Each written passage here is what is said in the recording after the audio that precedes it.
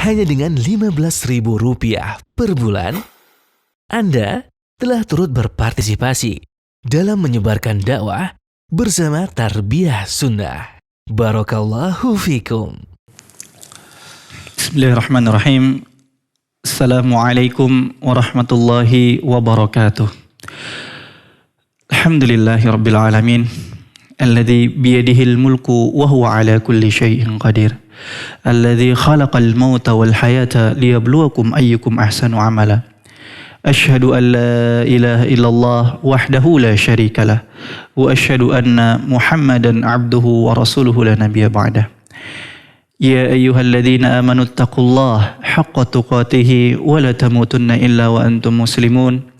Ya ayyuhan nasu taqu rabbakumul ladzi khalaqakum min nafsin wahidah wa khalaqa minha zawjaha وبث منهما رجالا كثيرا ونساء واتقوا الله الذي تساءلون به والأرحام إن الله كان عليكم رقيبا أما بعد فإن أصدق الحديث كتاب الله وخير الهدي هدي محمد صلى الله عليه وسلم وشر الأمور محدثاتها وكل محدثة بدعة وكل بدعة ضلالة وكل ضلالة في النار.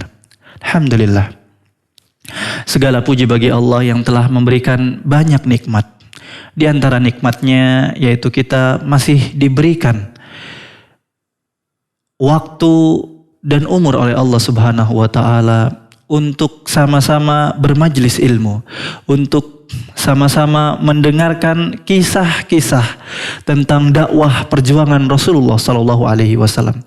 Yang insyaallah kita pada kajian teladan Rasul ini kita sudah sampai ke sesi yang ke-8, ke episode yang ke-8. Semoga Allah Subhanahu wa taala memberikan kita umur dalam ketaatan. Amin ya rabbal alamin. Sehingga nanti insyaallah kita bisa selesaikan kisah keseluruhan tentang perjuangan Rasulullah sallallahu alaihi wasallam. Salawat serta salam mari kita panjatkan kepada Nabi Muhammad sallallahu alaihi wasallam, juga kepada seluruh keluarganya, putra-putrinya, kepada seluruh sahabatnya. Semoga kita semua dikumpulkan oleh Allah Subhanahu wa taala bersama mereka di dalam surga Firdaus. Amin ya rabbal alamin. Hadirin pendengar Radio Tarbiyah Sunnah dimanapun Anda berada, pada pertemuan kemarin kita telah membahas bagaimana Rasulullah sallallahu alaihi wasallam memulai dakwahnya dengan dakwah sembunyi-sembunyi, dakwah sirriyah. Selama 3 tahun Rasulullah sallallahu alaihi wasallam berdakwah sirriyah. Kemudian tatkala Rasulullah sallallahu alaihi wasallam mendapatkan perintah dari Allah Subhanahu wa taala untuk berdakwah secara terang-terangan. Tatkala umat Islam ketika itu sudah digembleng oleh Rasulullah sallallahu alaihi wasallam, kurang lebih 40 orang ketika itu orang yang masuk Islam. Mereka dikuatkan selama 3 tahun tentang akidah, tentang tauhid. Ya, pentingnya tauhid. Kemudian tentang bahayanya syirik, ya, dan tentang salat dan lain-lainnya. Nah, tatkala mereka sudah mulai kuat, maka Rasulullah Shallallahu Alaihi Wasallam memulai dakwah secara terang-terangan. Dan disinilah mulai ya, perjuangan sesungguhnya.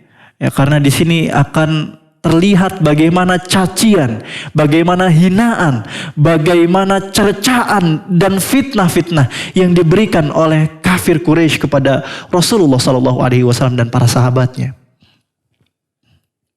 Dan belum sampai selesai di situ. Ya, nanti akan dimulai juga dengan penindasan secara fisik yang insya Allah kita akan bahas pada pertemuan di pagi hari ini. Hadirin yang dirahmati Allah, dakwah Rasulullah Sallallahu Alaihi Wasallam semakin dikenal. Setelah Rasulullah Sallallahu Alaihi Wasallam naik di Bukit Sofa, kemudian berkata dengan lantangnya, "Anqidhu anfusakum minan nar, anqidhu anfusakum minan nar, anqidhu anfusakum minan nar." Selamatkanlah diri kalian dari panasnya api neraka, kata Rasulullah sallallahu alaihi wasallam. Selamatkan diri kalian dari panasnya api neraka. Lalu Rasul sebutkan kabilah-kabilah, Rasul sebutkan nama-nama ketika itu agar menyelamatkan dirinya dari api neraka. Maka Rasulullah SAW pun semakin dikenal. Rasulullah Shallallahu Alaihi Wasallam ketika itu langsung menjadi buah bibir, menjadi trending topik nomor 1. Orang-orang membicarakan tentang Rasulullah Shallallahu Alaihi Wasallam, tentang dakwahnya. Maka tidak ada satupun majelis kecuali majelis tersebut membicarakan tentang Rasul Shallallahu Alaihi Wasallam. Kalau sekarang trending topik gitu ya, iya istilah sekarang ya. Jadi hashtag lah ya, atau apa lagi ya CP? Iya buah bibir lah gitu. Bahan obrolan. Ya, jadi semuanya pembicaraan pasti tentang Rasulullah SAW, tentang dakwahnya. Semua membicarakan ya. Ada yang membicarakan secara positif ya, dan tidak sedikit yang membicarakan tentang negatif. Ya, respon negatif sangat banyak ketika itu. Maka orang-orang Quraisy pun sudah memikirkan upaya-upaya untuk mematikan dakwah Rasulullah Sallallahu Alaihi Wasallam. Dipikirkan satu persatu cara untuk mematikan dakwah Rasulullah Sallallahu Alaihi Wasallam. Orang Quraisy ketika itu sudah mulai kebakaran jenggot, panik mereka, ketakutan orang-orang Quraisy ketika itu. Ya. Bagaimana kalau dakwah Rasul ini semakin meluas, orang-orang semakin banyak yang masuk Islam. Ya terlebih Nabi Muhammad SAW adalah orang yang dihormati. Dan backingannya dan bentengnya ya, Rasulullah SAW tidak lain adalah Abu Talib. Selain Rasulullah adalah orang yang dihormati, bentengnya Abu Talib juga orang yang sangat dihormati. Ya. Maka orang-orang kafir Quraisy pun tidak punya jalan kecuali untuk mendatangi Abu Talib. Karena mereka tidak mungkin ketika itu untuk belum mendapatkan cara, belum mendapatkan upaya atau metode untuk menghabisi dakwah Rasulullah SAW. Maka mereka mulai dengan secara diplomat. Ya, secara diplomatis mereka akhirnya mendatangi Abu Talib. Ya, maka orang-orang Quraisy berkata kepada Abu Talib, "Ya Abu Talib, inna ibna akhika sabba alihatana." Wahai Abu Talib, sesungguhnya keponakanmu, sesungguhnya Muhammad telah mencela sesembahan kita, wahai Abu Talib. Sesembahan yang engkau sembah, wahai Abu Talib, dan kita sembah semuanya. Maka berikanlah kami wewenang untuk menghentikan dakwah Muhammad Sallallahu Alaihi Wasallam. Biarlah kami urus Muhammad Sallallahu Alaihi Wasallam. Jangan kau lindungi Muhammad, wahai Abu Talib. Biarkanlah kami yang urus keponakanmu ini, wahai Abu Talib. Mereka berkata kepada Abu Talib, sesungguhnya Muhammad ini sudah mengatakan kita orang yang sesat, mengata-ngatai sesembahan kita, berhala-berhala kita yang kita agungkan. Apa yang harus kita lakukan, wahai Abu Talib? Maka apa jawaban Abu Talib? Abu Talib yang ketika itu memang adalah pemimpin Quraisy, pemimpin Mekah yang sangat dihormati. Maka Abu Talib, ya dengan bijaknya Abu Talib berkata, perkataan-perkataan yang sangat lembut, ya, qaulan raqiqa, ya, waraddahum qaulan raqiqa. Abu Talib menjawab dengan perkataan yang baik. Ya, jawabannya adalah jawaban yang santun, ya, yang tidak menyakiti hati orang-orang kafir Quraisy ketika itu. Nah, ini adalah utusan pertama, karena memang nanti ada beberapa kali kafir Quraisy datang kepada Abu Talib. Namun yang pertama kali ini hanya perbincangan yang sedikit, ya, tidak terjadi banyak perselisihan. Ya, karena ini adalah upaya pertama orang-orang kafir Quraisy mendatangi pemimpin mereka Abu Talib, meminta Muhammad SAW untuk menghentikan dakwahnya. Maka Abu Talib yang dengan itu mengatakan perkataan-perkataan yang santun.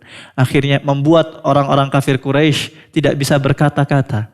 Akhirnya mereka pun pergi dari Abu Talib. Ya. Hari demi hari, ya, minggu demi minggu, ya, Rasulullah SAW berdakwah secara terang-terangan. Semakin banyak orang yang masuk Islam, ya. Maka tambah ketakutan lagi orang-orang Quraisy. Upayanya untuk secara diplomatis mendatangi Abu Talib yang menjaganya ternyata tidak menghasilkan apapun. Maka mereka pun semakin ketakutan. Dan yang jadi musibah bagi kafir Quraisy ketika itu adalah beberapa pekan lagi, beberapa hari lagi akan terjadi musim haji. Akan datang musim haji. Di mana orang-orang dari seantero Arab, dari seluruh penjuru Arab akan datang ke Mekkah Al-Mukarramah untuk melaksanakan haji. Maka mereka semakin takut. Kenapa? Mereka takut orang-orang Arab mendengar dakwahnya Rasulullah Sallallahu Alaihi Wasallam, sehingga mereka mengikuti Rasul atau tertarik kepada dakwahnya Rasulullah Sallallahu Alaihi Wasallam. Ya, sehingga nanti mereka akan meninggalkan berhala-berhala. Mereka tidak lagi mengikuti perkataan-perkataan orang Quraisy. Karena memang orang Quraisy ini adalah pemimpin Arab ketika itu. Orang yang sangat, kabilah yang sangat diagungkan di Arab. Maka kalau orang-orang masuk Islam, maka orang-orang kafir Quraisy ini tidak lagi akan menjadi pemuka-pemuka pada kaumnya. Mereka akan ditinggalkan oleh pengikutnya. Ya. Maka mereka pun akhirnya mendatangi seseorang yang sepuh, yang sangat dihormati, yang bernama Al-Walid ibn Mughirah. Al-Walid ibn Mughirah ini adalah seorang yang sepuh, yang sangat dihormati oleh kafir Quraisy, oleh orang-orang Quraisy ketika itu.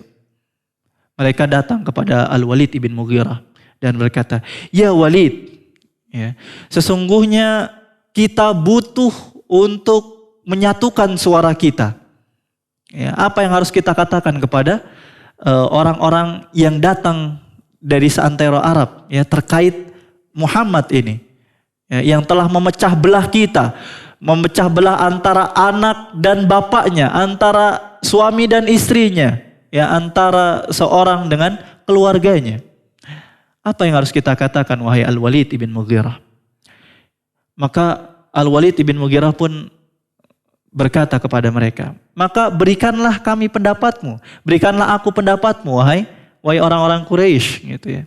"Engkau yang memberikan pendapat, wahai Al-Walid." Ya, "Ya Walid, engkau dulu yang berikan pendapat." Al-Walid malah mempersilahkan agar orang-orang Quraisy mengatakan terlebih dahulu apa pendapat mereka tentang Muhammad Sallallahu Alaihi Wasallam.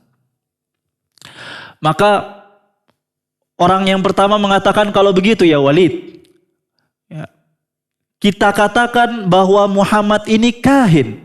Ya, innahu kahin, katakan bahwa Muhammad ini seorang kahin." Kahin ini artinya dukun. Ya, maka katakan bahwa Muhammad ini seorang dukun. Maka apa jawaban Al-Walid? Ya, "Laqad ra'ayna al-kahin." Kita sudah tahu dukun, ya, kita tahu bagaimana sikapnya dukun, bagaimana mantra-mantranya dukun. "Arafna zamzamatal kahin." Kita sudah tahu mantra-mantranya orang dukun. Ya. "Wasaja'ahu," kemudian sajaknya kita sudah paham. Ya, komat kamitnya itu kita sudah paham tentang orang dukun. Dan Muhammad ini bukan seorang dukun. Ya. Karena kita tidak melihat mantra-mantra pada Muhammad. Yang lain kemudian berkata, "Maka katakanlah, ya, innahu majnun." Katakan bahwa Muhammad ini seorang yang majnun, yang gila. Maka Al-Walid menjawab, "Muhammad ini bukan seorang yang gila. Innahu laisa bimajnun." Muhammad ini bukan orang gila. Kita tahu gimana orang gila itu perilakunya, gitu ya, pasti omongannya ngawur, gitu ya, perbuatannya nggak jelas. Muhammad ini bukan seorang yang gila. Ya. Kondisi gila itu sudah ma'ruf, kita tahu kondisi orang yang gila, dan Muhammad bukan termasuk orang yang gila. Yang ketiga berkata, "Kalau gitu kita katakan Muhammad ini seorang syair. Katakan innahu syair." Ya. Maka apa kata Al-Walid? "Wa ma huwa bisyair." Muhammad ini bukan seorang penyair. Ya, saya sudah tahu, saya paham tentang bait-bait syair. Ya, mabsutahu, ya, jenis-jenisnya, mabsutnya, kemudian makbudahu, ya, wa rajzahu, wa hajzahu, wa qaridahu. Ini jenis-jenis syair ini kita sudah paham semuanya. Ya. Dan tidak ada satupun yang disebutkan oleh Muhammad ini seperti syair. Bukan seorang penyair. Lalu yang terakhir berkata, kalau gitu gimana kalau kita sebut Muhammad ini innahu sahir? Gimana kalau kita sebut Muhammad ini sahir? Walid pun berkata, bukan, gak mungkin Muhammad ini penyihir. Kita sudah tahu bagaimana penyihir menyemburkan nafasnya. Ya, bagaimana penyihir ini punya buhul-buhul. Muhammad bukan seorang penyihir. Ya.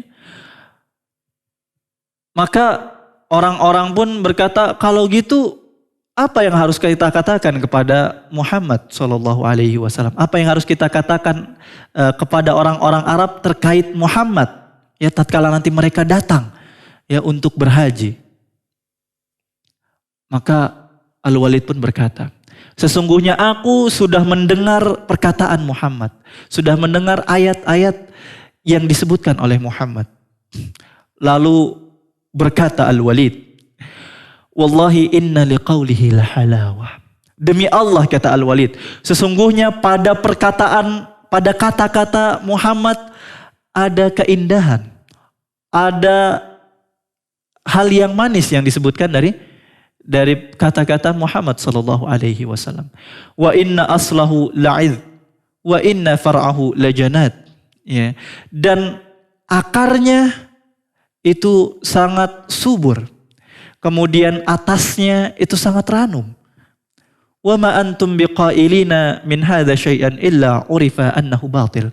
Dan seluruh yang engkau katakan tadi akan ketahuan bahwa itu hanya perkataan yang batil. Ya, karena tidak ada satupun yang kalian katakan ini sesuai ya, dengan kondisinya Muhammad Sallallahu Alaihi Wasallam. Orang-orang kafir Quraisy pun semakin bingung. Lalu apa yang harus kita katakan, wahai Walid?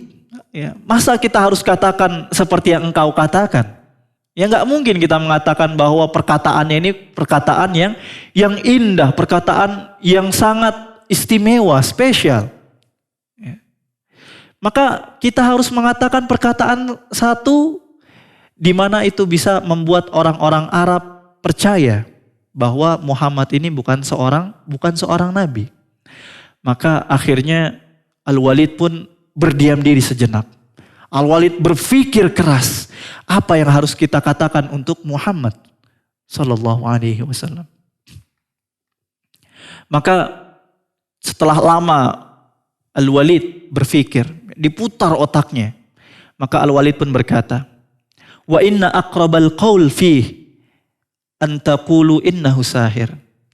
Yang paling masuk akal untuk dikatakan kepada Muhammad adalah dia seorang penyihir. Walaupun ini memang mereka paham bahwa Muhammad ini bukan seorang penyihir. Tapi kata Al-Walid yang paling masuk akal. Ya. Yang paling mendekati. Ya, yang paling mendekati adalah kalau kita sebut dia penyihir yang memecah belah antara bapak dengan anaknya. Antara suami dan istri. Ya, antara seorang manusia dengan keluarganya. Ini yang paling dekat. Maka mereka pun akhirnya sepakat ya, bahwa mereka akan mengatakan perkataan yang sama bahwa Muhammad ini seorang penyihir. Ya, maka fatafarraqu, maka mereka pun akhirnya berpisah ya setelah mendapatkan satu kesepakatan. Maka orang-orang pun tatkala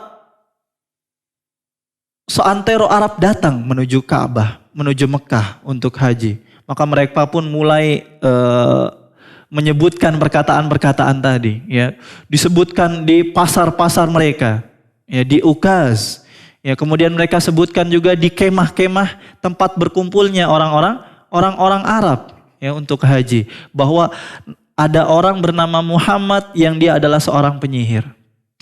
Ya. Maka Allah Subhanahu Wa Taala, ya, menurunkan satu surat, di mana surat tersebut ya adalah surat Al-Mudaththir yang isinya mencela Al-Walid ibn Mughirah. Apa kata Allah Subhanahu wa taala?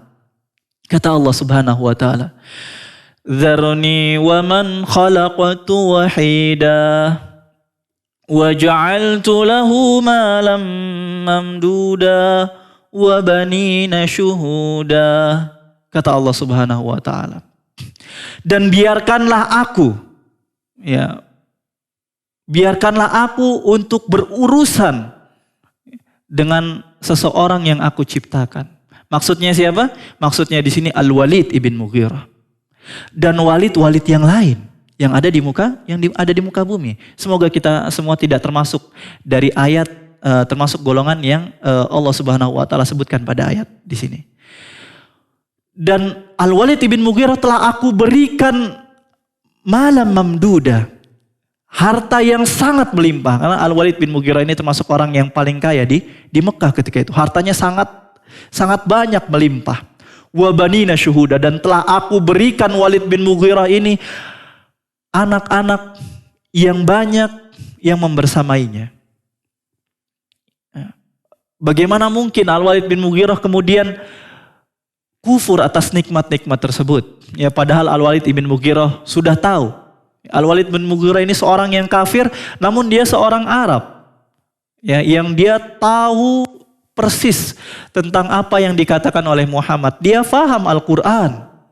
Ya, maka dia tadi sempat keluar dari mulutnya Al-Walid bin Mughirah bahwa sesungguhnya yang dikatakan Muhammad ini adalah perkataan-perkataan yang istimewa, yang indah, yang spesial, yang tidak mungkin dikatakan oleh penyair. Namun ketika Al-Walid ibn Mughirah berpikir, Al-Walid ibn Mughirah kemudian berpikir tentang dunianya. Kalau kita mengatakan demikian, orang-orang akan mengikuti Muhammad. Orang-orang akan meninggalkan pemuka-pemuka Quraisy, kemudian akan berbondong-bondong masuk agamanya Muhammad. Maka kita akan rugi dunia. Ya, kita akan kehilangan penghasilan kita.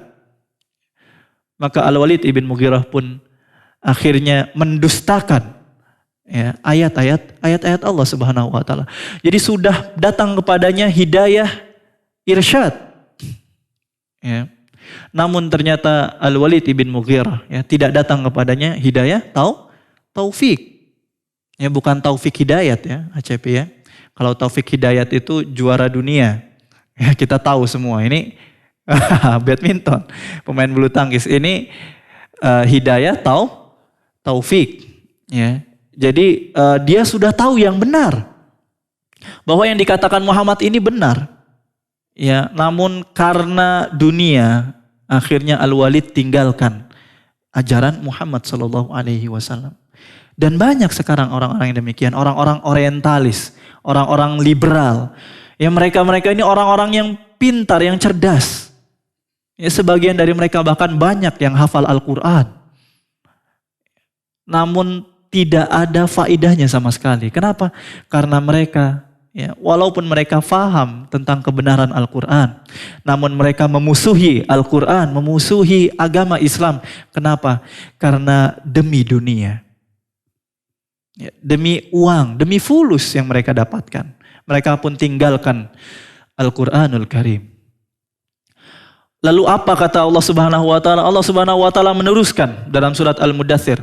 Wa mahattu lahu tamhida thumma yatma'u an azid.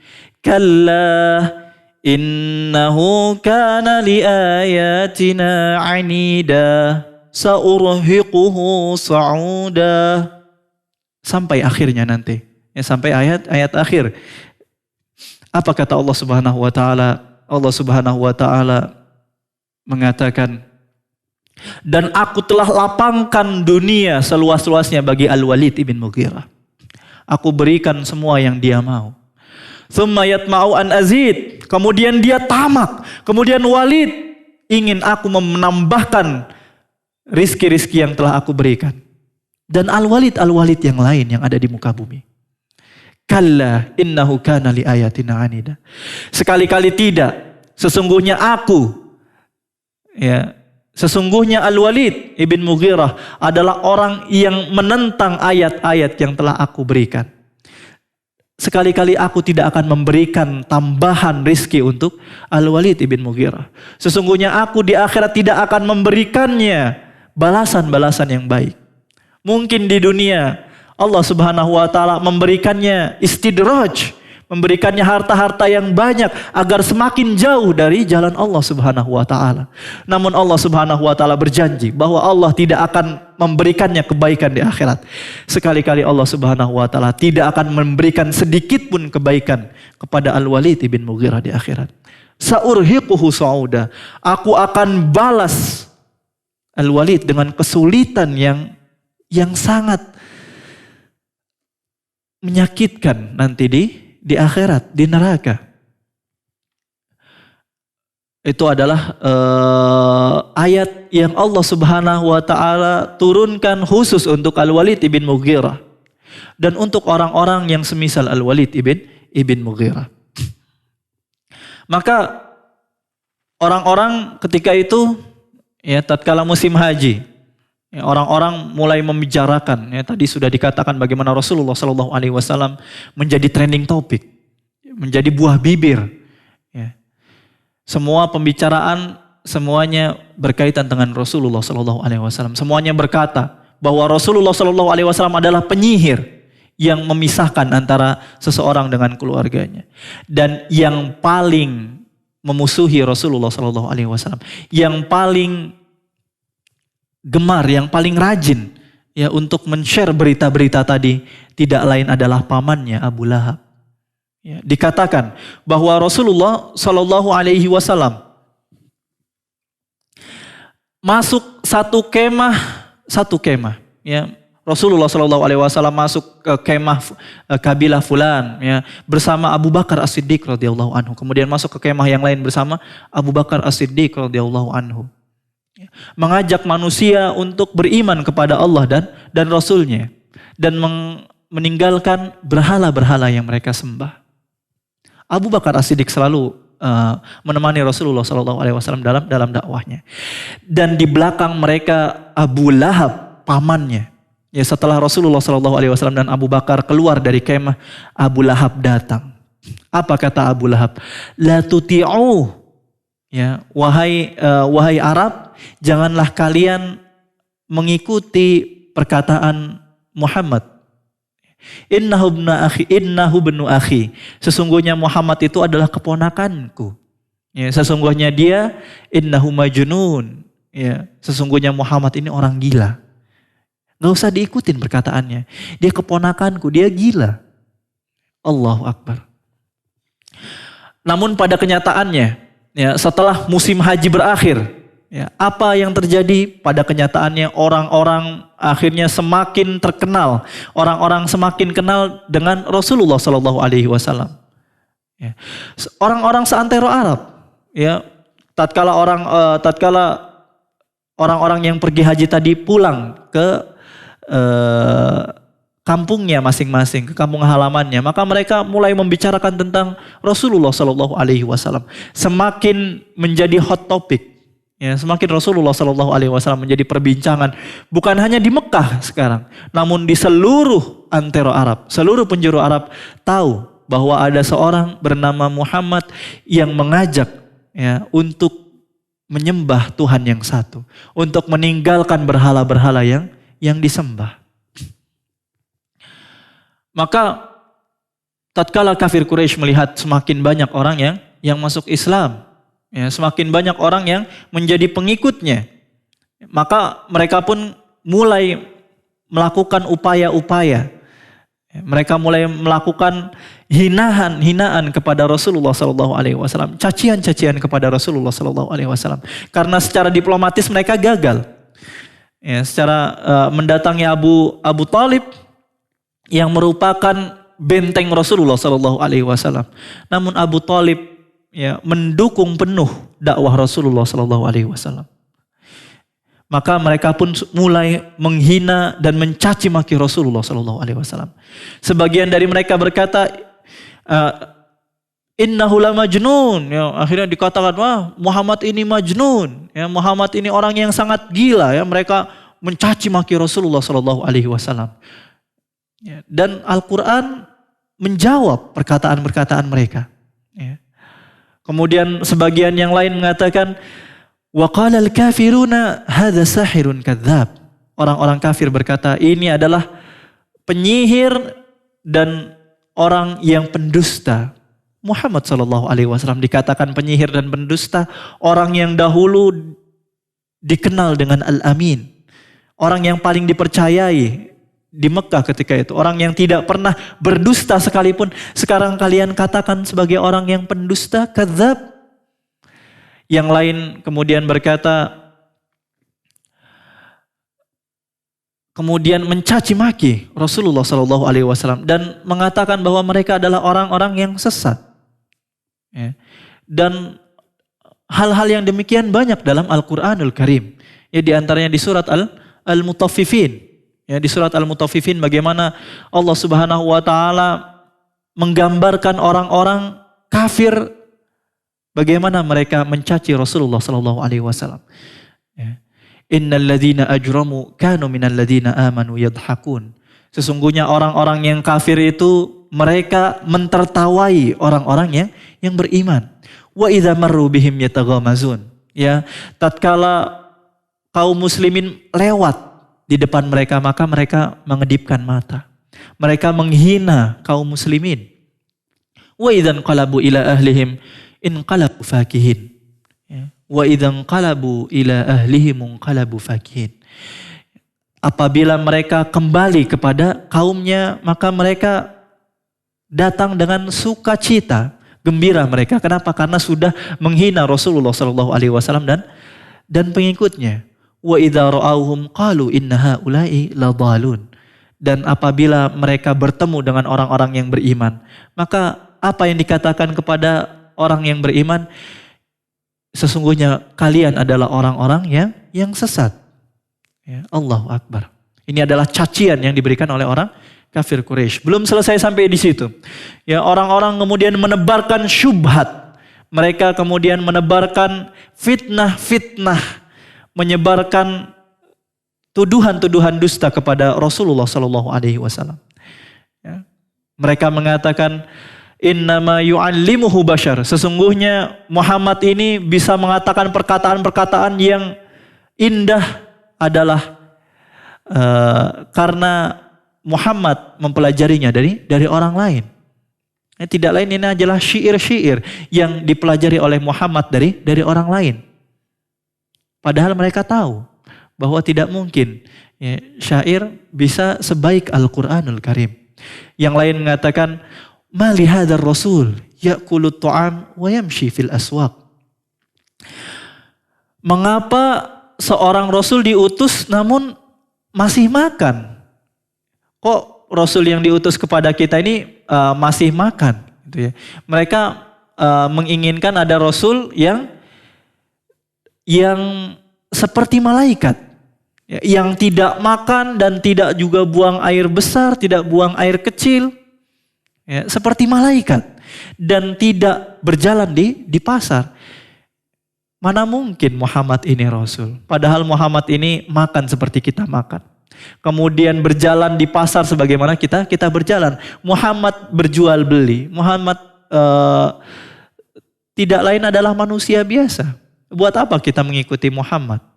Padahal dia hanya manusia biasa.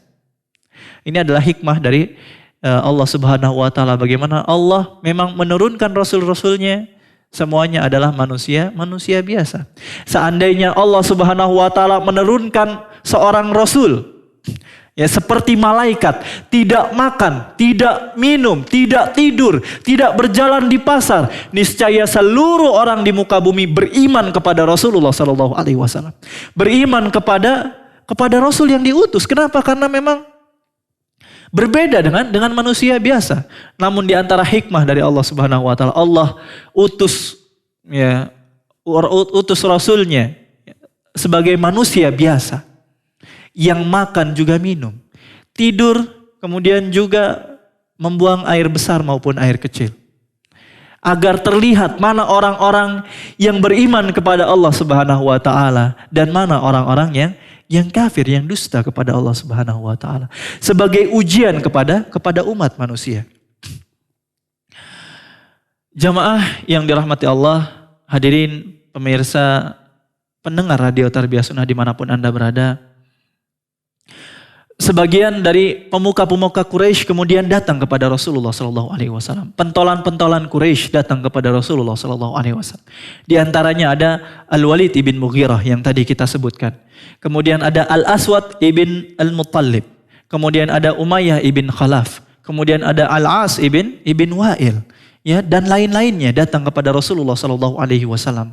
Kemudian mereka menawarkan kepada Rasulullah SAW, wahai Muhammad, kalau begitu begini, kita cari win-win solution kalau gitu. Engkau tidak mungkin menyembah sembahanku dan kita nggak mungkin menyembah sembahanmu, kata mereka. Ya. Gimana kalau kita bikin win-win solution, di mana kita ini sama-sama senang. Ya, sama-sama sepakat dengan ide yang nanti akan kita sampaikan kepada engkau, wahai Muhammad. Apa itu? Kata Rasulullah SAW. Maka mereka pun menyatakan, bagaimana kalau engkau menyembah sesembahan kita? Ya, engkau ikut menyembah sesembahan kita. Engkau nggak apa-apa menyembah Tuhanmu, wahai Muhammad. Tapi engkau juga ikut menyembah sesembahan kita, ikut menyembah berhala. Maka kami pun akan ikut menyembah Tuhanmu. Ya, begitupun kita menyembah berhala. Jadi kita gabungkan nih Tuhan-Tuhan kita nih. Ya, biar kita ini nggak saling mencela, nggak saling memaki. Apa kata Rasulullah SAW? Rasulullah SAW tidak berkata kecuali apa yang diturunkan kepadanya. Rasulullah SAW menjawab, Qul ya ayyuhal kafirun, la a'budu ma ta'budun. ولا أنتم عابدون ما أعبد ولا أنا عابد ما عبدتم ولا أنتم عابدون ما أعبد لكم دينكم ولي دين. Maka Rasulullah SAW menjawab dengan Al-Quran. Katakanlah, wahai orang-orang kafir, sesungguhnya aku tidak akan mungkin menyembah sesembahanmu. Tidak akan pernah menyembah sesembahanmu. Dan kalian tidak akan pernah menyembah sesembahanku. Lalu di akhir ayat, Rasulullah SAW berkata, Lakum dinukum waliyadin. Bagimu agamamu dan bagiku agamaku. Dengan tegas Rasulullah SAW menyampaikan Al-Quran di hadapan kaum Quraisy ketika itu. Kafir-kafir Quraisy yang merupakan mereka pemuka-pemuka Arab yang sepuh, yang dihormati oleh orang-orang Arab. Maka mereka pun terdiam dan mereka pun pergi dari Rasulullah SAW. Upaya-upaya mereka tidak berhasil untuk mematikan dakwah Rasulullah SAW. Maka Rasulullah SAW meneruskan dakwahnya. Ya, orang-orang kafir Quraisy ketika itu memutar otak mereka lagi. Maka mereka pun akhirnya berkumpul. Ya, setelah usaha-usahanya yang sudah banyak sedemikian rupa mereka siasati, namun metode-metode yang mereka lakukan untuk menghentikan dakwah Rasul tidak berhasil. Maka mereka pun berkumpul lagi. Ya, wa kanu khamsan wa ishruna rajul. 25 orang yang semuanya mereka adalah pemuka-pemuka Quraisy. Dibentuklah satgas ketika itu. Atau apa bahasanya, Cepi? Jadi ada satuan khusus yang mana dipilih pemimpinnya adalah Abu Lahab. Jadi dibuat satuan khusus, katakanlah dia satuan ini anti Rasulullah SAW, anti dakwahnya Rasul. Ya, yang diangkat pemimpinnya adalah pamannya sendiri Abu Lahab. Apa? Satgas ya mungkin ya kita. Tim sukses atau tim khusus lah ya, tim khusus ya. Tim khusus untuk mematikan dakwahnya Rasulullah SAW. Maka Abu Lahab ya yang memang dari awal sudah benci Rasulullah Shallallahu Alaihi Wasallam. Bahkan sebelum kafir Quraisy memerangi Rasulullah Shallallahu Alaihi Wasallam, Abu Lahab lah orang yang pertama memerangi Rasul. Sudah kita sebutkan ya pada pertemuan-pertemuan sebelumnya, bagaimana tatkala Rasul berdakwah kepada Bani Hashim, ya Abu Lahab lah yang pertama kali menentang Rasulullah Shallallahu Alaihi Wasallam, yang pertama kali mengancam Rasulullah Shallallahu Alaihi Wasallam. Bahkan mereka mengancam, ayo kita habisi Muhammad Shallallahu Alaihi Wasallam. Abu Lahab mengancam untuk menghabisi Rasul. Ya, pamannya sendiri. Ya. Maka tatkala Abu Lahab ya dipilih menjadi ketua tim sus lah, katakan tadi ya. Tim susnya yang merupakan anti Rasulullah Shallallahu Alaihi Wasallam. Maka mereka pun akhirnya sepakat bahwa mulai sekarang kita akan mulai penindasan kepada Rasulullah Shallallahu Alaihi Wasallam dan kaumnya dan pengikutnya. Kita akan mulai menyiksa pengikut Rasulullah Shallallahu Alaihi Wasallam. Kita akan mulai melakukan bully secara fisik. Secara sebelumnya, secara verbal mereka tidak berhasil. Ya, mereka melihat bagaimana kaum muslimin dengan teguhnya, dengan imannya yang sangat kuat, mereka tidak meninggalkan dakwah Rasulullah Sallallahu Alaihi Wasallam. Maka mereka pun mulai penindasan kepada Rasulullah Sallallahu Alaihi Wasallam dan para sahabat secara fisik. Dan ada peristiwa yang menarik, ada kisah yang menarik. Ya, yang mungkin nanti ini juga jawaban atas kuis yang disampaikan oleh ACP tadi. Ya, maka disiapkan penanya ya untuk menulis jawaban dari yang tadi disampaikan oleh ACP.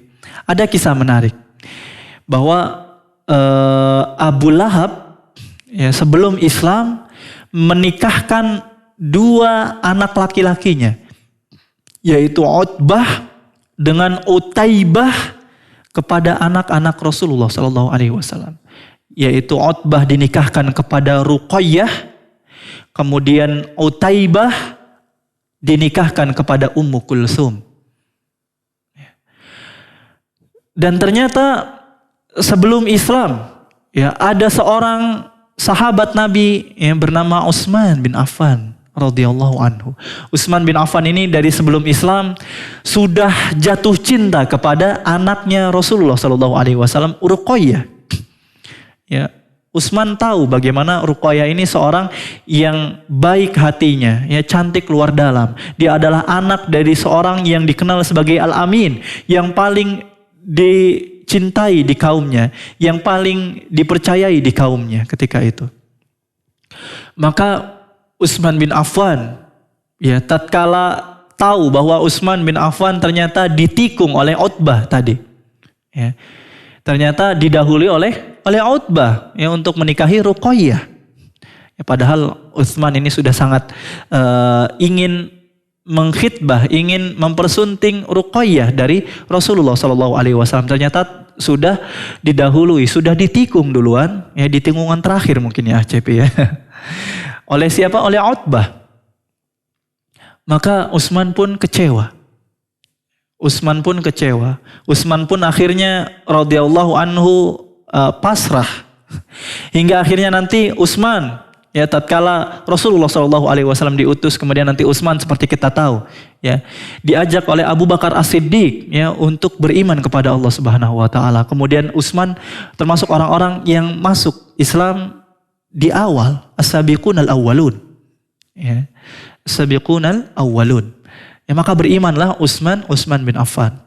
Abu Lahab yang semenjak hari tadi diangkat menjadi ketua tim khusus untuk menghabisi dakwah Rasulullah Sallallahu Alaihi Wasallam, maka semakin benci kepada Rasul. Ya, terlebih turun satu ayat khusus, ya satu surat khusus untuk mencelanya. Ya, surat Al-Lahab. Tabbat yada abi lahabin wa tab, hingga akhir. Maka semakin benci Abu Lahab ya kepada Rasulullah Sallallahu Alaihi Wasallam. Maka Abu Lahab pun memutuskan, Abu Lahab pun menyuruh kepada Utbah, kepada anaknya, memaksa anaknya untuk menceraikan Ruqayyah. Untuk apa? Untuk menyakiti hati Rasulullah SAW. Kemudian Utaibah, anaknya yang kedua, disuruh untuk menceraikan Ummu Kulsum. Karena memang Abu Lahab dan Rasulullah SAW ini selain merupakan paman Rasul SAW, Abu Lahab adalah tetangga terdekat Rasulullah SAW. Rumahnya dengan rumah Rasulullah SAW berdekatan, bukan berdekatan lagi, tapi bersebelahan, satu tembok. CP, ya, tetangga terdekat Rasulullah SAW. Namun Abu Lahab juga adalah orang yang paling memusuhi dakwah Rasulullah SAW. Maka tatkala diceraikan Ruqayyah, ya, dan Ummu Kulthum, siapa orang yang paling tertarik, yang paling gembira ketika itu siapa? Yang paling gembira ketika itu tidak lain adalah Utsman bin Affan. Ini kesempatan kedua CP. Ini second opportunity gitulah ya. Ini kesempatan kedua, kapan lagi gitu ya. Orang yang sudah anak incar dari awal, kata Utsman bin Affan. Ya Ruqayyah, siapa yang gak mau menikah dengan Ruqayyah? Ya Utbah pun tidak ingin menceraikan Ruqayyah sebenarnya. Namun ayahnya dengan dengan keras, ya, memaksa Utbah untuk menceraikan Ruqayyah. Ya bahkan Utbah ditawarkan wanita manapun yang engkau mau. Ya ceraikan Ruqayyah, kata Abu Lahab. Kami pemuka-pemuka Quraisy akan menikahkan engkau dengan wanita manapun yang engkau mau. Ya tinggal sebut namanya, kita akan nikahkan engkau dengan wanita-wanita lain selain Ruqayyah. Maka Utsman bin Affan pun tatkala tahu Ruqayyah diceraikan oleh Utbah, pergi radhiyallahu anhu menuju Rasulullah SAW, kemudian dinikahkan dengan Ruqayyah. Dan nanti, ya, dan singkat cerita, nanti ketika terjadi perang Uhud, ya, Rasulullah terjadi perang Badar. Ya, tatkala terjadi perang Badar, bukan perang Uhud. Ya, tatkala Utsman bin Affan tidak ikut perang Uhud. Kenapa? Karena ketika itu Ruqayyah sakit keras. Ya Rasulullah SAW menyuruh Utsman untuk mengurus Ruqayyah. Kemudian tatkala pulang dari perang Badar, ternyata Ruqayyah sudah meninggal. Ya, radhiyallahu anha. Maka Rasulullah SAW pun menikahkan Utsman bin Affan dengan anaknya yang kedua, bernama siapa? Ummu Kulthum, yang tadi diceraikan oleh siapa? Oleh Utaibah. Ya. Dua anak Rasulullah SAW, ya, dinikahkan kepada Utsman bin Affan. Dan tidak ada satupun manusia yang pernah hidup di muka bumi ini pernah menikahi dua anak dari seorang nabi dan rasul. Tidak ada satupun seorang yang menikahi dua anak nabi. Hanya satu orang, tidak lain adalah Utsman ibn Affan radhiyallahu anhu.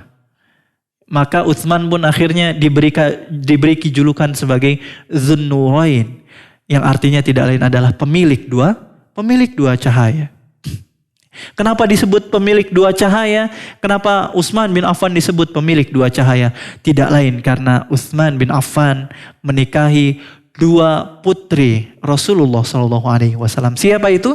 Yang pertama adalah Ruqayyah radhiyallahu anha, yang tatkala Ruqayyah meninggal, Rasulullah SAW kemudian menawarkan anaknya, menikahkan anaknya kepada Utsman bin Affan.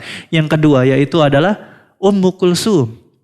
Dan ternyata nanti beberapa saat setelahnya, ya beberapa bulan atau tahun setelahnya, Ummu Kulsum juga meninggal. Apa kata Rasulullah SAW? Lau kanat indi thalithah la zawwajtuha iyyak.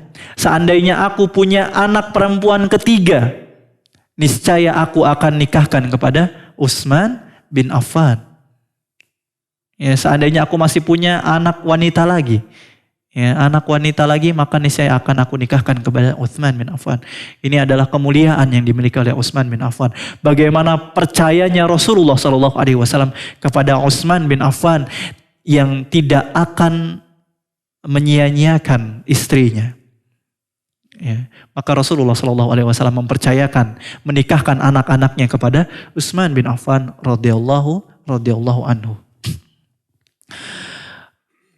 Kemudian tatkala Rasulullah SAW diberikan musibah berupa meninggal anaknya yang bernama Abdullah, ya, anaknya yang kedua bernama Abdullah meninggal.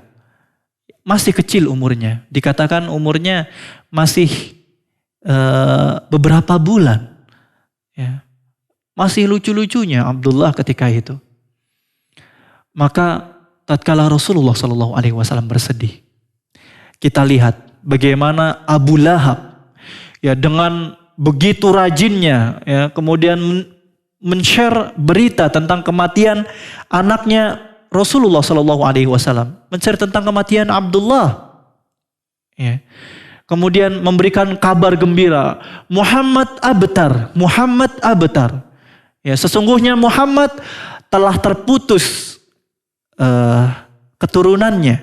Ya, kenapa? Karena nasab keturunan itu orang-orang Arab, ya, mengambilnya dari laki-laki. Ya, maka fulan ibn fulan, ya, mengambilnya dari anak laki-laki. Maka tatkala seseorang tidak punya anak laki-laki, maka terputuslah nasabnya. Maka Abu Lahab pun dengan senangnya, ya, dengan gembiranya men-share berita tersebut ke seluruh penjuru Mekah bahwa Muhammad abtar, Muhammad terputus keturunannya, ya, terputus nasabnya. Maka Allah Subhanahu wa taala menurunkan surat Al-Kautsar. Apa kata Allah Subhanahu wa taala? Inna a'tainakal kautsar fashalli li rabbika wanhar inna syani'aka huwal abtar. Kata Allah Subhanahu wa taala, sesungguhnya bukan engkau yang terputus nasab keturunannya, tapi inna syani'aka huwal abtar. Tapi sesungguhnya kalianlah, ya, sesungguhnya Abu Lahablah dan pengikut-pengikutnya, kalianlah yang mendustakan Allah Subhanahu wa taala. Kalianlah semua yang terputus dari rahmat Allah Subhanahu wa taala. Kalian terputus dari rahmat Allah Subhanahu wa taala. Kalian inilah al-abtar. Ya. Rasulullah SAW sesungguhnya bukan abtar. Bahkan dalam riwayat lain dikatakan bahwa tatkala Abu Lahab yang mengikuti Rasulullah SAW masuk ke kemah-kemah, ya, mendustakan Rasulullah SAW, mencela Rasulullah SAW, mengatakan bahwa Rasulullah ini adalah seorang yang kadzab, seorang pendusta, seorang penyihir, ya. Dikatakan dalam riwayat lain bahwa Abu Lahab juga melempari Rasulullah SAW dengan batu, sehingga bertetesan darah dari Rasulullah SAW. Ini bagaimana kejinya Abu Lahab, ya, kepada Rasulullah SAW. Orang pertama yang mendustakan Rasul, orang yang mengata-ngatai Rasulullah SAW. Tatkala di Bukit Sofa, Rasulullah SAW mengatakan, selamatkan diri kalian dari api neraka, selamatkan diri kalian dari api neraka. Namun apa kata Abu Lahab? Tabban laka ya Muhammad, alihada jama'atana. Celaka engkau wahai Muhammad. Ya, apakah untuk perkara sepele ini engkau mengumpulkan kami? Ya, maka Allah Subhanahu wa taala menurunkan tabbat yada Abi Lahab wa tab. Begitulah Abu Lahab, ya.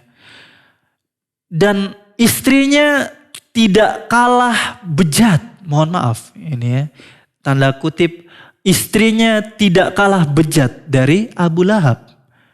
Ya, Ummu Jamil. Ya, nama istrinya siapa? ACP? Ummu Jamil. Ya. Ummu Jamil ini nggak kalah bejat dari Abu Lahab. 11-12 dengan Abu Lahab. Ya. Bahkan dikatakan oleh Allah Subhanahu wa taala sebagai hammalatal hatab. Ya, seorang yang membawa kayu bakar, pembawa kayu bakar. Ya, sebagian ahli tafsir menyatakan artinya apa? Artinya pembawa kayu bakar ini kalau ini secara harfiah, ya artinya kompor. Ya tukang kompor lah. Ngompor-ngomporin orang, ya, suka menfitnah, gitu ya. Bibirnya itu tajam, ya. Lebih berbahaya daripada virus corona kalau kata orang-orang, ya. Yang bibir tetangga, gimana? Bahasanya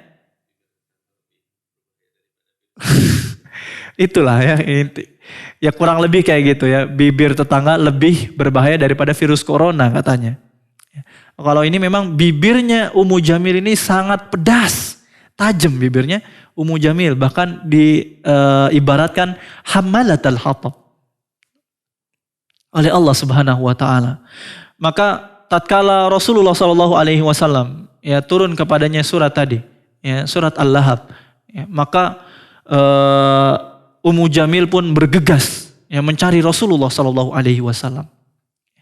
Maka Ummu Jamil menuju ke Ka'bah. Ya, di Ka'bah Ummu Jamil bertemu dengan Abu Bakar. Ya, ketika itu Abu Bakar sedang bersama siapa?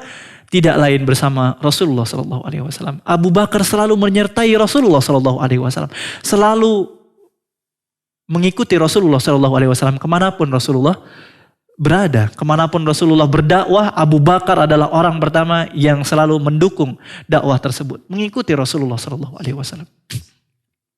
Tatkala Ummu Jamil bertemu dengan melihat Abu Bakar, apa kata Ummu Jamil? Ummu Jamil berkata, "Aina sahibuk? Ya Abu Bakar, mana temanmu? Mana sahibmu wahai Abu Bakar? Ya, mana Muhammad wahai Abu Bakar? Qad balagani annahu yahjuni." Ya, sesungguhnya aku mendengar bahwa Muhammad ini mencelaku. Muhammad ini mencela suami dan mencela diriku. Ya, mengata-ngatai aku berupa tabbat yada abi lahabi watab. Padahal itu bukanlah perkataan Rasul. Itu adalah ayat yang Allah Subhanahu wa taala turunkan kepada Rasulullah sallallahu alaihi wasallam. Wallahi law wajadtuhu la darabtu bihadzal fah. Kalau aku melihat Rasulullah sallallahu alaihi wasallam, aku akan memukulnya dengan batu ini. Aku akan memukul bibirnya dengan batu yang aku bawa ini. Kata siapa? Kata Ummu Jamil. Ya. Maka Abu Bakar keheranan. Ya, Abu Bakar ketika itu bersama siapa, Cepi? Bersama Rasul. Lagi bersama Rasul sallallahu alaihi wasallam. Ya, lagi duduk bersama Rasul. Ya, maka Abu Bakar pun berkata kepada Muhammad tatkala Ummu Jamil pergi, "Ya Rasulullah, ya, ataraka annahu ya Rasulullah, amma tara annaha ra'atka?" Ya Rasulullah, tidakkah engkau melihat bahwa bukankah Ummu Jamil ini melihatmu wahai Rasulullah? Kan engkau ada di sampingku. Kenapa Ummu Jamil tadi nyari-nyari engkau? Gitu ya. Apa kata Rasulullah sallallahu alaihi wasallam? Kata Rasulullah sallallahu alaihi wasallam, sesungguhnya Allah Subhanahu wa taala telah mengambil penglihatannya dariku. Sesungguhnya Ummu Jamil tidak bisa melihatku. Allah Subhanahu wa taala yang menutup matanya dari aku. Sehingga ada di depan matanya, namun Ummu Jamil nggak ngelihat. Ya, itu di antara mukjizat Rasulullah Sallallahu alaihi wasallam. Bagaimana Ummu Jamil, ya, yang hendak melempari batu, yang hendak memukulkan batu ke mulutnya Rasulullah Sallallahu alaihi wasallam, namun tidak bisa melihat Rasulullah Sallallahu alaihi wasallam. Dan masih banyak nanti upaya-upaya yang dilakukan oleh kafir Quraisy, ya, yang insya Allah kita akan teruskan pembahasan tersebut pada pertemuan selanjutnya.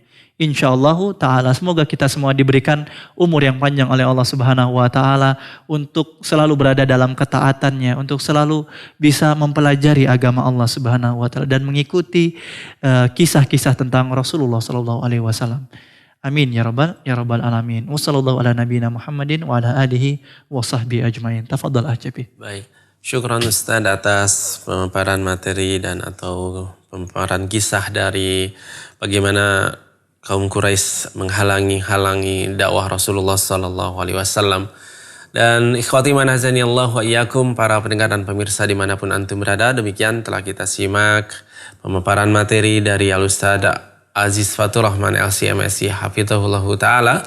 Dan untuk selanjutnya kita buka sesi tanya jawab kepada antum yang akan bertanya langsung kepada Al-Ustaz. Silakan melalui line telepon di nomor 022-8686-2637. Sekali lagi di nomor 022-8686-2637 atau melalui pesan singkat ke nomor 0811-227-1476. Baik, sambil menunggu penanya melalui telepon, barangkali ada, kita angkat dulu pertanyaan dari Ummu Haifa melalui pesan singkat atau WhatsApp. Beliau bertanya, Assalamualaikum Ustadz, bukannya Rasulullah Sallallahu Alaihi Wasallam dalam dakwah secara terang-terangan ketika datang musim haji di Bukit Safa, terus perintah haji dimulai dari Nabi siapa Ustadz? Dan hajinya apakah seperti yang Rasulullah ajarkan? Karena Rasulullah baru dakwah secara terang-terangan pada saat beliau musim haji, pada saat tadi diterangkan mungkin Ustaz ya. Syukran Ustaz jawabannya. Silahkan. Pertanyaan yang sangat baik ini dari ibu siapa? Ummu Haifa. Ummu Haifa. Nah. Masya Allah. Di mana tadi di? Tidak menyebutkan tempatnya, iya nih. Dimanapun Anda berada ya Ummu Haifa. Ini pertanyaan yang bagus dari Ummu Haifa, Masya Allah. Ya, bagaimana orang-orang Arab haji ketika itu? Padahal Rasulullah SAW baru dakwah terang-terangan di bukit Safa. Haji ini sudah ada ya semenjak zaman Nabi Ismail.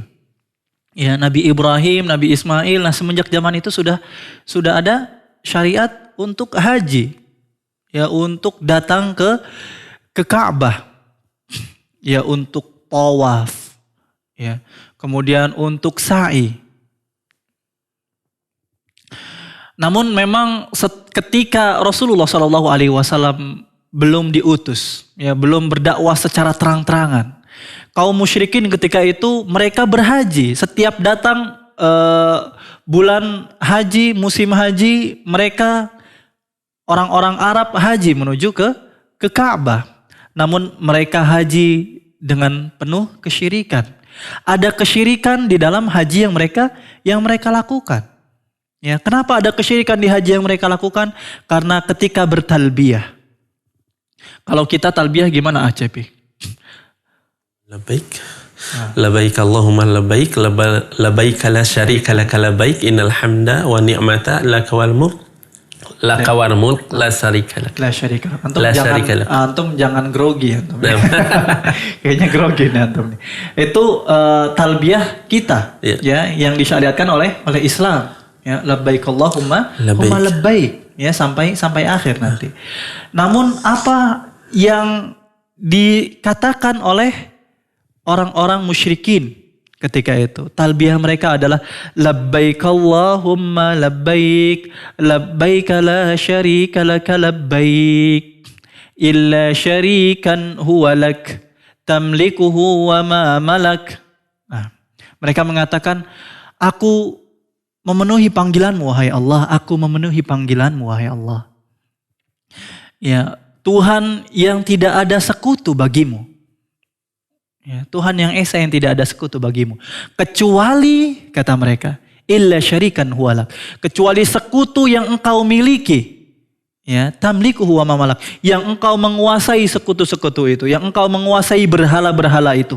Dan berhala-berhala tadi tidak mempunyai kekuasaan apapun. Nah, ini terjadi kesyirikan di dalam haji mereka. Ya, mereka tatkala berhaji tidak hanya menyerukan Allah, tapi juga menyerukan berhala-berhala yang ada di sekitarnya.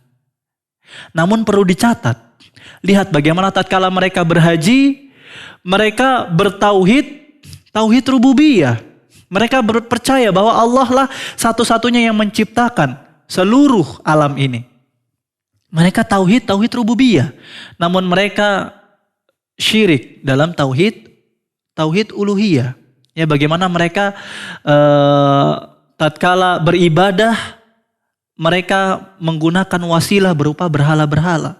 Mereka tahu bahwa berhala-berhala ini bukan Tuhan.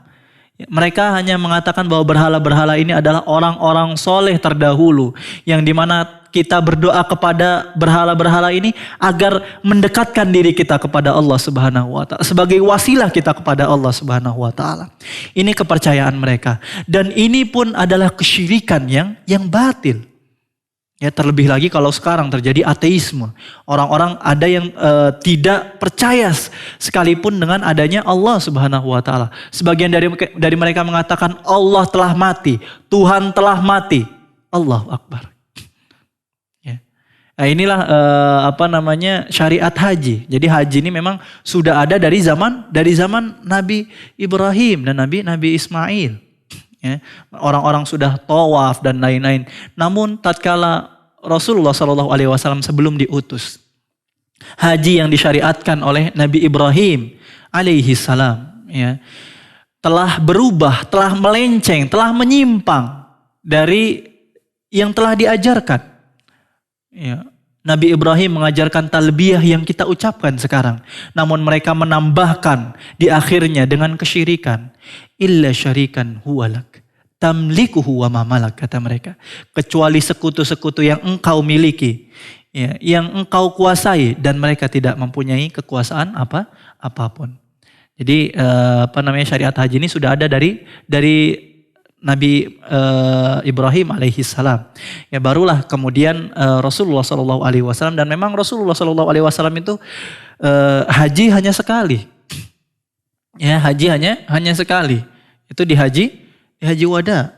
Haji wada itu haji satu-satunya Rasulullah SAW. Nah, itulah haji yang kemudian menjadi syariat kita. Ya, haji yang menjadi syariat kita sampai sekarang. Tidak beberapa kali. Adapun tawaf, Rasulullah tawaf. Ya, Rasulullah setiap kali datang ke Ka'bah, Rasulullah tawaf. Kemudian Rasulullah SAW sholat di depan Ka'bah. Namun tatkala Rasulullah SAW hijrah ke Madinah, gitu ya. Baru setelah Fathu Makkah ini hanya berselang beberapa tahun sebelum kematian Rasul. Tatkala Mekah sudah ditaklukkan oleh Rasulullah SAW, barulah setelah itu Rasulullah SAW bisa haji. Ya, sebelumnya Rasulullah pernah berniat untuk haji, datang tanpa senjata. Ya, Rasulullah datang tanpa senjata bersama kaum muslimin ya untuk haji. Namun Rasulullah SAW kemudian dicegat di tengah jalan oleh kaum kafir Quraisy sehingga tidak bisa haji ketika itu. Sehingga nanti terjadi namanya baiat Ridwan. Ya, baiat Ridwan. Nah, mungkin itu yang bisa Anda jawab, Pak Cepi. Atas jawabannya, dan kita beralih ke penanya selanjutnya melalui line telepon. Ya, silakan. Assalamualaikum. Waalaikumsalam warahmatullahi wabarakatuh. Dengan Bapak siapa, di mana Bapak? Pak Iqbal, Pak. Bapak Iqbal, silakan Pak Iqbal. Saya ingin bertanya sedikit tentang awal dari bagaimana Rasulullah SAW berkumpul di rumah Arqam bin Arqam. Nah, saya ingin mengetahui sejarah beliau, karena beliau adalah orang yang pertama mungkin termasuk golongan yang awal dari masuk agama Islam. Selain kita tahu rumah beliau yang dipakai sebagai tempat awal dari Islam. Demikian, mudah-mudahan bisa dimaklumi, Ustaz. Assalamualaikum warahmatullahi wabarakatuh. Waalaikumsalam warahmatullahi wabarakatuh. Masya Allah, ini pertanyaan yang baik dari Bapak siapa? Bapak Iqbal. Bapak Iqbal ya tadi ya. Bapak Iqbal, memang kita belum membahas tentang rumahnya Darul Arqam tadi ya, rumahnya Al-Arqam, Ibn Abi Arqam. Ya, nanti memang pembahasan ini insya Allah akan kita bahas pertemuan besok ini ya, pertemuan yang akan datang. Jadi tentang upaya dakwah Rasulullah Shallallahu Alaihi Wasallam. Jadi sabarnya, ya, Bapak Iqbal sabar dulu sebentar. Insya Allah pada pertemuan di pekan depan di episode ke-9, Insya Allah semoga Allah Subhanahu Wa Taala memberikan kita umur yang panjang dalam ketaatannya. Insya Allah kita akan bahas bagaimana Rasulullah Shallallahu Alaihi Wasallam bersembunyi di Darul Arqam. Bagaimana Rasulullah Shallallahu Alaihi Wasallam menata dakwahnya di Darul Arqam. Bagaimana orang-orang yang di dalamnya kemudian dicaci maki, ya, dijauhi oleh kafir Quraisy dan lainnya. Ya. Kemudian nanti bagaimana Islamnya Hamzah, bagaimana Islamnya Umar, ya. Kemudian mengetok Darul Arqam ketika itu. Tempat persembunyiannya Rasulullah Shallallahu Alaihi Wasallam diketuk oleh Umar bin Khattab yang awalnya hendak membunuh Rasulullah Shallallahu Alaihi Wasallam. Ini semua insya Allah akan kita bahas secara detail. Ya, insya Allah pada pertemuan selanjutnya. Maka Ana meminta Bapak Iqbal ini agak bersabar, ya, insya Allah ya, bersabar terlebih dahulu. Insya Allah pada pertemuan selanjutnya kita akan bahas. Amin ya rabbal alamin. Ya, di tamat saja. Cukup? Ya cukup. Ya, baik.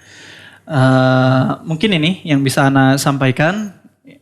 Semoga kita semua bisa mendapatkan hikmah, bisa meneladani bagaimana sabarnya Rasulullah Sallallahu Alaihi Wasallam tatkala dicaci maki, tatkala dimusuhi oleh kaumnya.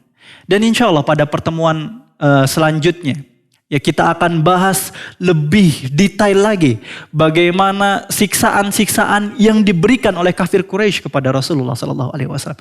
Bagaimana penindasan yang diberikan oleh kafir Quraisy kepada Rasulullah Sallallahu Alaihi Wasallam. Bagaimana nanti Rasulullah Sallallahu Alaihi Wasallam, ya, tatkala sujud, Rasulullah Sallallahu Alaihi Wasallam diberikan di atas punggungnya kotoran unta. Hingga tatkala pemuka-pemuka Quraisy melihat, ya, tatkala Rasulullah ketika itu sholat sendiri di depan Ka'bah, gitu ya. Bagaimana Rasul tatkala sujud kemudian ditaruh kotoran di situ, orang-orang Mekah semuanya mengetahui Rasulullah SAW, tertawa, menghina Rasulullah SAW. Rasul tidak beranjak dari sujudnya, ya, hingga nanti Fatimah datang anaknya kemudian mengambil kotoran tersebut. Ya, baru Rasulullah Shallallahu Alaihi Wasallam beranjak dari sujudnya. Lihat, bayangkan Fatimah dan lain-lainnya. Allahu Akbar. Bagaimana sedihnya melihat ayahnya yang merupakan orang yang mulia, yang Al-Amin, ya, kemudian dijadikan bulan-bulanan oleh orang-orang kafir Quraisy ketika itu berkumpul mentertawai Rasulullah Shallallahu Alaihi Wasallam. Bagaimana Rasulullah Shallallahu Alaihi Wasallam sabar menghadapi hal tersebut. Insya Allah semua kita akan bahas secara tuntas pada pertemuan selanjutnya di episode ke-9. Amin ya rabbal alamin. Wassallallahu ala nabiyina Muhammadin wa ala alihi wa sahbihi ajmain. Aqulu qawli hadza wa astaghfirullahal azim li wa lakum wa lisairil muslimin wal muslimat. Kita tutup dengan doa kafaratul majlis. Subhanakallahumma wa bihamdika asyhadu an la ilaha illa anta astaghfiruka wa atubu ilaik. Wassalamualaikum warahmatullahi wabarakatuh.